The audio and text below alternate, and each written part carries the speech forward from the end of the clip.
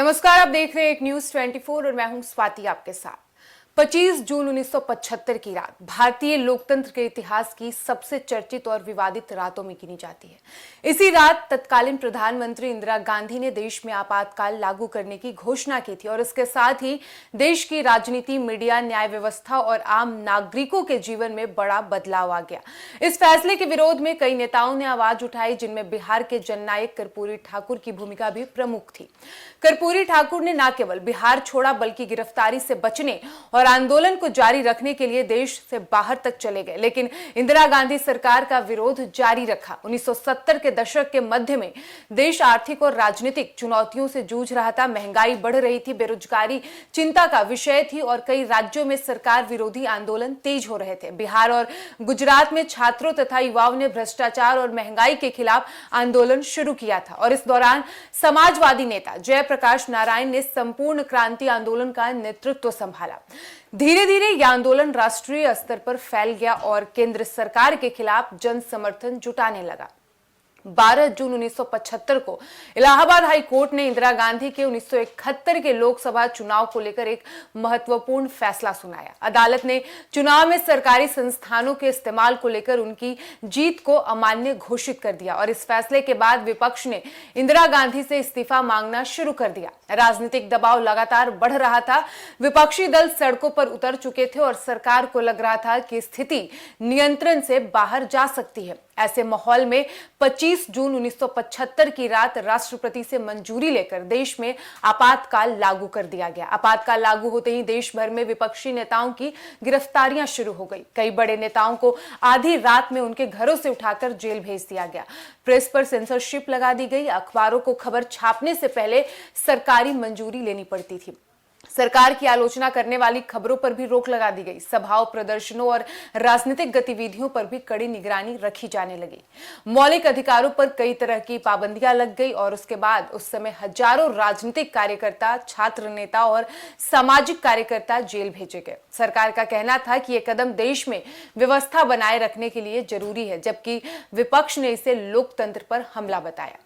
आपातकाल लागू होते ही पुलिस और प्रशासन विपक्षी नेताओं की तलाश में जुट गया। बिहार के लोकप्रिय समाजवादी नेता कर्पूरी ठाकुर भी सरकार के निशाने पर थे, लेकिन गिरफ्तारी से बचने के लिए उन्होंने भूमिगत रहने का फैसला किया। तब कर्पूरी ठाकुर लगातार अपना ठिकाना बदलते रहे ताकि प्रशासन उन्हें पकड़ न सके। उन्होंने बिहार से बाहर जाकर भी आंदोलन की रणनीति तैयार की और बताया जाता है कि आपातकाल के दौरान वो नेपाल समेत अन्य स्थानों पर भी रह रहे थे और वहां से सरकार विरोधी गतिविधियों का समर्थन करते रहे। हालांकि वे सार्वजनिक रूप से सामने नहीं आते थे, लेकिन गुप्त रूप से आंदोलनकारियों से संपर्क बनाए रखते थे।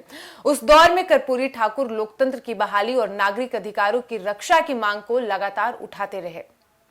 बता दें कि आपातकाल की कहानी में बिहार का नाम विशेष रूप से जुड़ा हुआ है। इसका सबसे बड़ा वजह है जयप्रकाश नारायण का आंदोलन। जेपी ने युवाओं और छात्रों को भ्रष्टाचार तथा तानाशाही के खिलाफ संघर्ष के लिए प्रेरित किया था।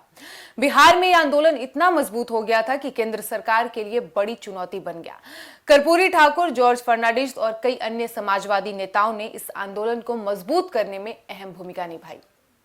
आपातकाल लागू होने के बाद भले ही आंदोलन खुले तौर पर कमजोर पड़ गया, लेकिन भूमिगत स्तर पर विरोध जारी रहा। कई नेता गिरफ्तारी से बचते हुए आंदोलन की गतिविधियों को आगे बढ़ाते रहे। देश में आपातकाल करीब 21 महीने तक लागू रहा और इस दौरान सरकार ने कई बड़े फैसले लिए। परिवार नियोजन अभियान को तेजी से लागू किया गया। कई जगहों पर नसबंदी को लेकर विवाद भी हुए। विपक्षी दलों का आरोप था कि लोकतांत्रिक संस्थानों की जो स्वतंत्रता है उसे कमजोर किया जा रहा है। वहीं सरकार का दावा था कि आपातकाल के दौरान प्रशासनिक व्यवस्था बेहतर हुई है और विकास कार्यों में पहले से कहीं अधिक तेजी आई है। लेकिन राजनीतिक स्वतंत्रता पर लगी पाबंदियों को लेकर लगातार आलोचना होती रही। देश और विदेश दोनों जगह इस मुद्दे पर चर्चा होती रही। फिर जाकर जनवरी 1977 में इंदिरा गांधी ने अचानक लोकसभा चुनाव कराने की घोषणा कर दी और इसके बाद राजनीतिक माहौल तेजी से बदला। जेल में बंद कई नेताओं को रिहा किया गया और विपक्षी दल एकजुट होकर जनता पार्टी के बैनर तले चुनाव मैदान में उतर गए। मार्च 1977 में चुनाव परिणाम आए तो देश की राजनीति में बड़ा बदलाव देखने को मिला। जनता पार्टी ने ऐतिहासिक जीत दर्ज की और इंदिरा गांधी को सत्ता छोड़ना पड़ा। यह पहली बार था जब केंद्र में कांग्रेस के अलावा किसी दूसरी पार्टी की सरकार बनी। कर्पूरी ठाकुर और अन्य समाजवादी नेताओं ने इसे लोकतंत्र की जीत बताया। बाद में कर्पूरी ठाकुर बिहार की राजनीति में और अधिक मजबूत होकर उभरे तथा मुख्यमंत्री भी बने और आज लगभग 51 साल बाद भी आपातकाल भारतीय राजनीति में चर्चा का विषय बना हुआ है। कुछ लोग इसे देश के लोकतांत्रिक इतिहास का सबसे कठिन दौर मानते हैं तो कुछ लोग इसे उस समय की परिस्थितियों में लिया गया फैसला बताते हैं। लेकिन इतना तय है कि आपातकाल ने भारतीय लोकतंत्र को गहराई से प्रभावित किया। इस दौर ने यह दिखाया कि लोकतंत्र में नागरिक अधिकार, स्वतंत्र मीडिया और मजबूत विपक्ष कितने महत्वपूर्ण होते हैं।